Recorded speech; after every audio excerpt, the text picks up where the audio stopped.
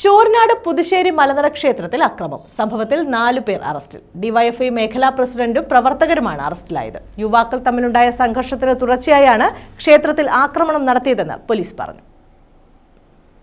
ക്ഷേത്രത്തിൽ അക്രമം നടത്തിയ സംഭവത്തിൽ ഡിവൈഎഫ്ഐ മേഖലാ പ്രസിഡന്റും പ്രവർത്തകരും അറസ്റ്റിലായി. ഡിവൈഎഫ്ഐ പാവുമ്പ മേഖലാ പ്രസിഡന്റ് മണപ്പള്ളി പനങ്ങാട്ട് ജംഗ്ഷനിൽ രഞ്ജിത്ത് ഭവനിൽ രഞ്ജിത്ത്, പ്രവർത്തകരായ മണപ്പള്ളി യക്ഷിപ്പള്ളി പുത്തൻ വീട്ടിൽ അമീൻ, തഴവ കുറ്റിപ്പുറം കോക്കാട്ടേത്ത് കിഴക്കതിൽ ഷെറിൻ ഷാ, മണപ്പള്ളി ചെറുകര കിഴക്കതിൽ വിഷ്ണു എന്നിവരാണ് അറസ്റ്റിലായത്. ശൂരനാട് വടക്ക് പുലിക്കുളം പുതുശ്ശേരി മലനട ക്ഷേത്രത്തിൽ കഴിഞ്ഞ ദിവസം രാത്രി 8:30യോടെയായിരുന്നു സംഭവം.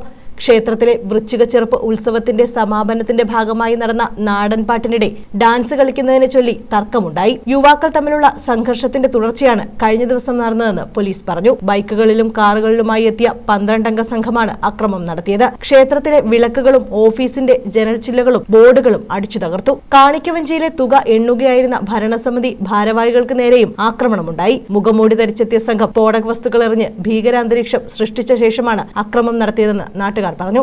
സംഭവത്തിൽ 4 പേരെയും റിമാൻഡ് ചെയ്തെന്നും മറ്റു പ്രതികൾക്കായി അന്വേഷണം പുരോഗമിക്കുകയാണെന്നും DYSP S Sharif, Sooranad SHO Joseph Leon എന്നിവർ പറഞ്ഞു.